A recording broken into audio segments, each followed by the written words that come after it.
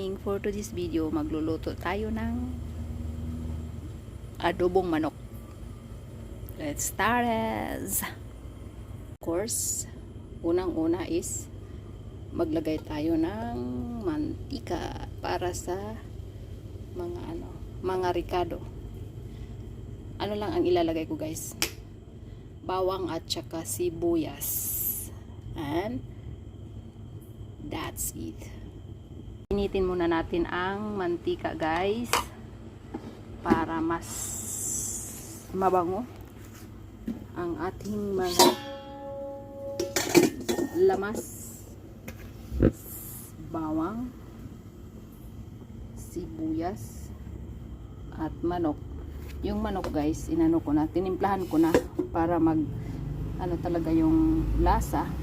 So minarinate ko na siya ng mga 5 minutes, and then pagkatapos lulutuin. Ating mantika umuusok na yan, so ilalagay ko na ang mga panakot, bawang at sibuyas ko na lahat, guys, kasi walang hahawak ng aking cellphone. Yan, hindi naman yan iiyak.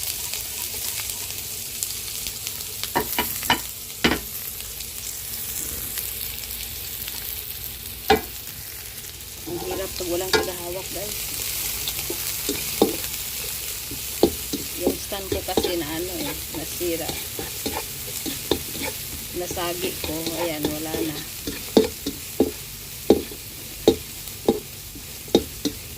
Nabali yung stand.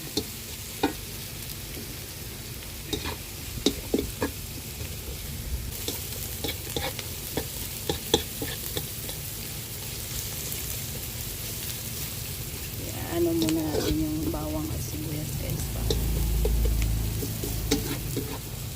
mas masarap.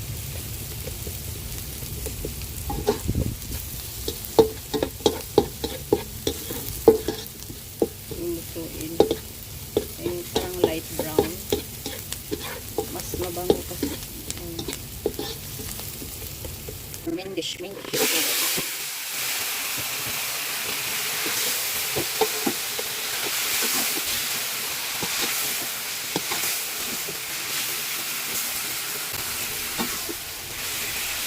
kalimutan ko yung dahon ng laurel, guys.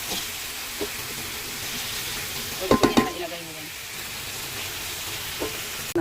So guys, bago nyo ilagay ang dahon ng laurel, dapat hugasan nyo, guys, kasi yung mga alikabok, guys, naalala ko nung maliit ako ba, pag naglagay ng dahon ng laurel, diretso hindi na hinugasan. Dapat hugasan talaga kasi yung mga unwanted alikabok siya. Ayan.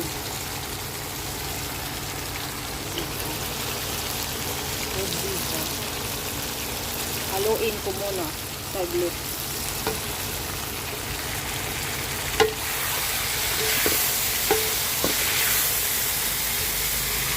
Ayan na, guys. Simple lang, mas masarap.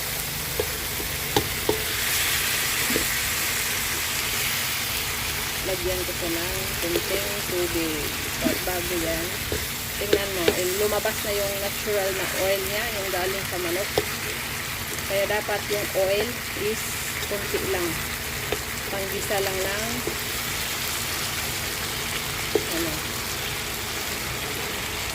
sahog. Ano yan? Lamas.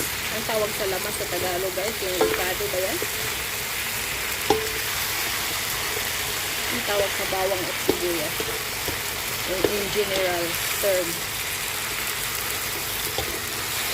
Maliit lang kunti lang ang oil, kasi tingnan nyo yung oil, oil yan ng manok, eh.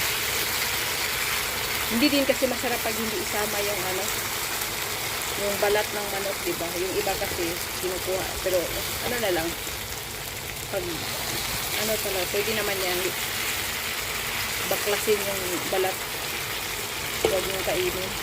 Yan, pumutok na si Manay Biday. Nakakatakot pa naman yung tatakpan ko, guys. Pumutok si Manay Biday. Tatakpan muna. Mamaya na yan tubig. Ang ilalagay kong tubig, guys, yung ano, dito. Nagpakulo ako ng tubig. Para mas maganda. Mainit na tubig ang ilalagay.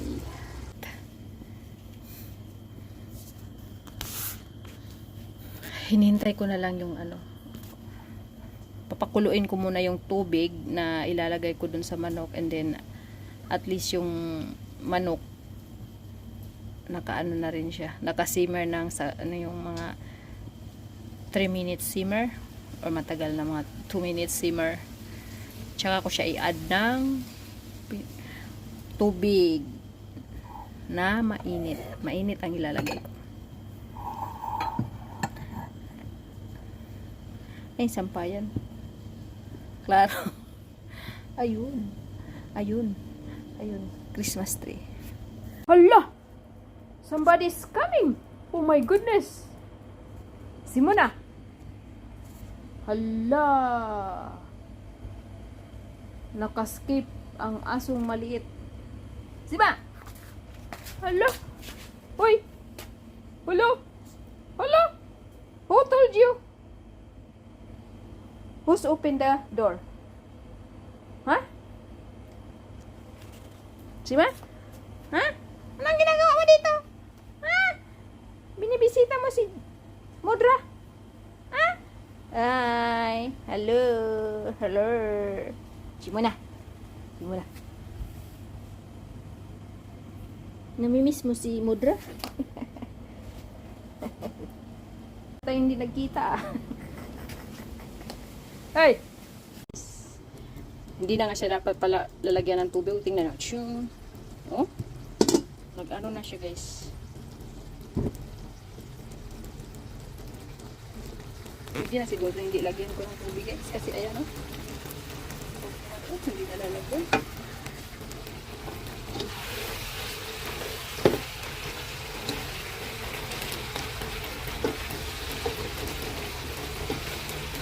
Mas gusto ko ganitong klase na adobo. Ano tawag niyo? Adobong sabaw, may sabaw. Kasi yung iba, yung sa ano kasi, yung iba may adobo din dry. Ito yung gusto ko. Pero kulang ko.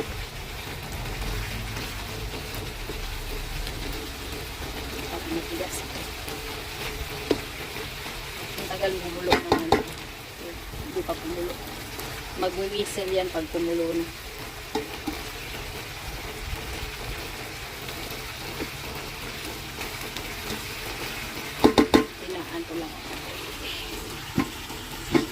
Takip na ulit natin, guys. Jong! Oh, oh, oh. Uy. Ayan, ayan, ayan. Mabango na siya.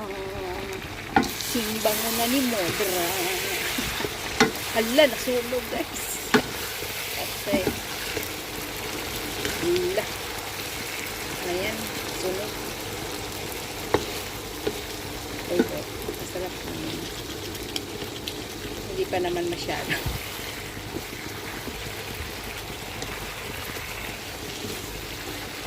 Ito na, luto na sa loob.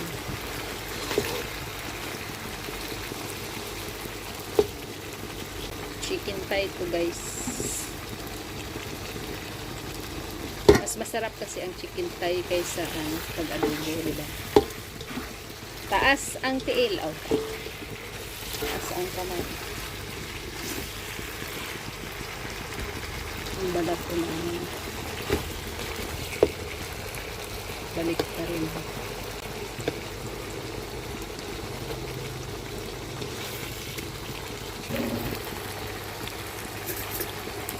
Tikman ko nga. Hindi ko pa natikman ko eh. Tikman muna ni Modra Girls.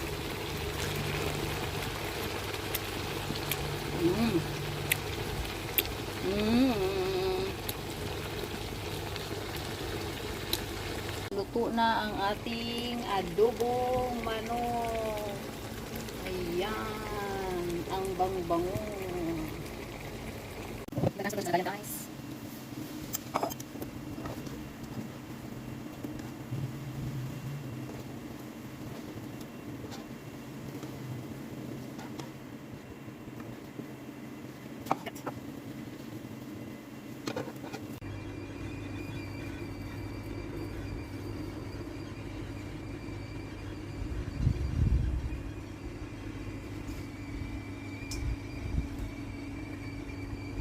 Yan, nagmamantika siya guys.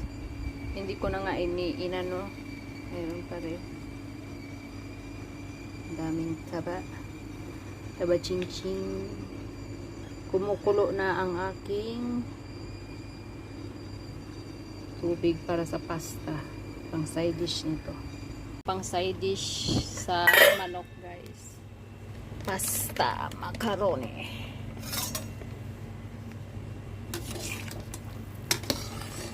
Haluin natin para hindi magdikit.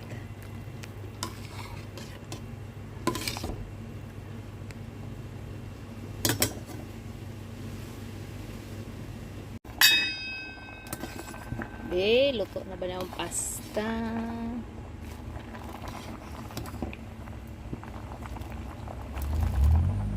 Silawan na to, silawan.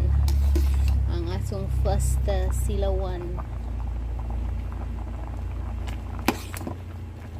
Muna na ilang rice guys.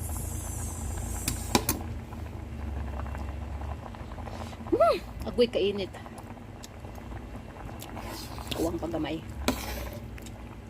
Luto na ang pasta guys. Baka ma-overcook na to guys.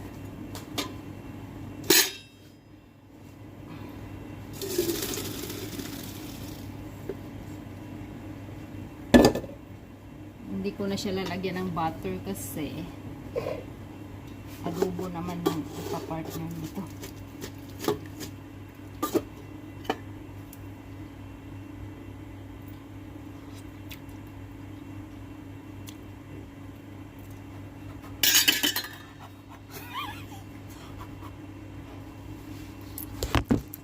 Nice. The pasta is ready.